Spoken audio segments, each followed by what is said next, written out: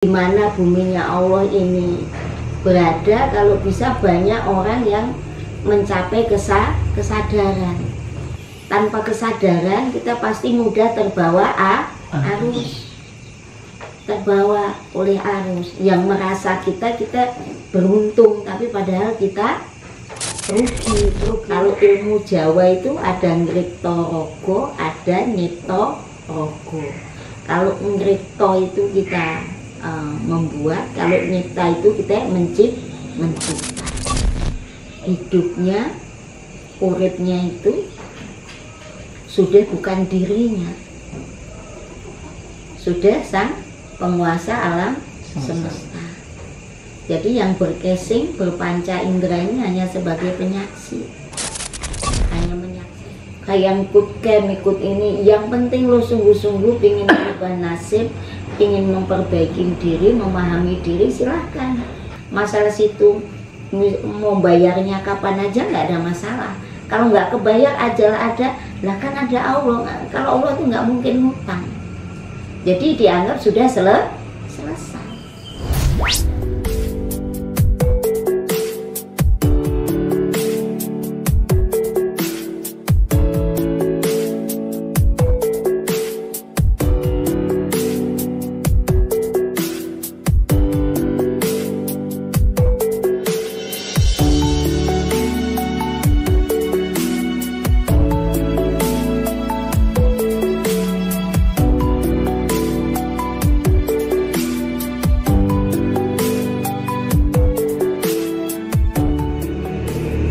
Ternyata dunia elektronik itu sudah bisa memindai macam-macam, bisa meniru-niru seperti benar, tapi padahal itu tidak benar. Terus juga kadang kebawa arus karena mereka menguasai teknologi, bahwa dia mengaku punya kemampuan A, B, C, D, hingga orang terpikat masuk ke dalamnya, ternyata hanya trik atau penipuan. Itu sudah banyak sekali. Apalagi hal-hal yang berbasis dengan pekerjaan, perekonomian, itu sudah sangat luar biasa. Dan yang ketipu rata-rata menengah ke bawah, yang tertipu. Nah, hal-hal seperti ini sebenarnya kebangkitan spiritual itu sudah waktunya. Semua harus memahami. Makanya yang mau ikut camp, punya uang nggak punya uang, udah masuk aja dulu. Kan kalau kita evaluasi yang sudah camp 1-2 itu lama-lama itu udah ketahuan basisnya, kelihatan judulnya, peningkatan daripada perjuangan ketika camp itu ketahuan. Yang duluan yang mana, yang belakangan nanjak yang mana, itu udah sangat kelihatan gitu. Nah, dari sebab itu saya berharap ya bukan hanya lingkup Bogor aja, tapi di mana buminya Allah ini berada, kalau bisa banyak orang yang mencapai kesadaran. Sedangkan kesadaran ini sangat bermanfaat untuk menjalani kehidupan, supaya kita bisa menfilter, bisa menyaring dengan kebijaksanaan. Tanpa kesadaran kita pasti mudah terbawa arus, terbawa oleh arus yang merasa kita beruntung, tapi padahal kita rugi. Ruginya apa? Kita terpikat sesaat, merasa senang karena mendapatkan sesuatu yang sesaat itu, padahal yang lebih abadi itu ada. Abadi itu kan nggak akan ada selesainya gitu.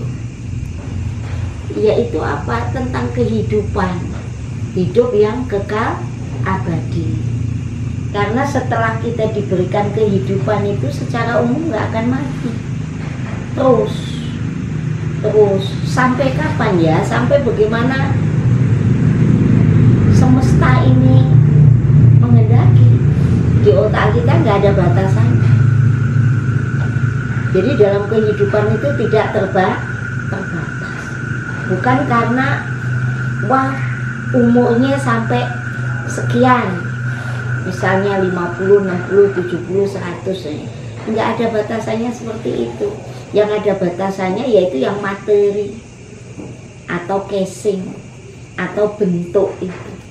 Tapi sang jiwa sendiri, sang hidup sendiri itu nggak ada matinya. Jadi begitu kita sudah mengalami kehidupan, kita sudah tidak akan mati. Itu terus bergulir terus. Jadi dalam kehidupan ini jangan sangka kita udah sini terus jasad kita udah ada, kita meninggal selesai, nggak selesai. Gitu. Perjalanan masih sangat panjang. Kecuali kita bisa memahami sang diri pribadi ini, sang hidup ini. Nah itu semua tergantung kita, atau kembali kepada semesta sebagai sang ruang yang tidak bermaterial, atau akan kembali kepada kehidupan yang bermaterial atau berjasad, entah itu apa aja gitu. Itu kalau kita mencapai pemahaman tentang diri pribadi, siapa diri kita, atau ingsun atau aku atau siapa aja, atau Tuhan atau apa aja, dalam keyakinan kita itu kita menjalani hidup itu sesuai dengan keinginan kita. Masih mau berkecimpung dalam dunia yang berjasad ataupun tidak, itu tergantung kemauan masing-masing. Itu jadi bisa menentukan jalan kehidupannya sendiri kalau kita bisa innalillahi wa inna ilaihi raji'un, atau mukso atau yang lainnya. Tapi yang terkenal kalau di Jawa leluhur kita ya mukso itu. Bagi yang sudah mukso itu kematiannya nggak bisa, itu sudah mati, nggak bisa. Dia tetap hidup. Jadi tidak mengenal kematian. Yang mati hanya materialnya aja. Yang rusak sudah tidak bisa dipertahankan. Tapi bagi yang Allah kehendaki keilmuan tentang hidupnya itu tinggi, tentang uripnya itu tinggi, dan memahami dengan kesadaran itu, kalau ilmu Jawa itu ada ngripta raga, ada nyipta raga. Kalau ngripta itu kita membuat, kalau nyipta itu kita mencipta. Nah, itu bisa, ilmu-ilmu orang dulu itu sangat luar biasa. Ya misalnya kakek kita, muridnya yang 7 itu sedang hajatan, 7-7-nya itu didatangi. Padahal kakek kita ada di rumah. Itu disebutnya nyipta raga. Dan itu banyak orang-orang yang kesadaran keilmuannya tinggi, itu hal kayak gitu sudah tidak aneh lagi, karena hidupnya, uripnya itu sudah bukan dirinya, sudah sang penguasa alam semesta. Jadi yang berkesing, berpanca indera ini hanya sebagai penyaksi, hanya menyaksikan, tidak sebagai pelakunya, tapi sebagai penonton. Dan kalau kita mempelajari ilmu-ilmu tentang hidup, itu banyak macamnya, banyak caranya, sesuai sebenarnya banyak sekali kalau misalnya kita mau menggali ilmu-ilmu leluhur dulu, itu nggak akan ada kok yang sampai kekurangan, itu nggak ada. Nggak ada yang sampai kebingungan, itu nggak ada. Karena semuanya sudah ada bimbingan semesta itu. Jadi semuanya bisa membantu kita untuk mewujudkan apa yang kita inginkan, tetap jalan kebaikan. Itu seperti itu.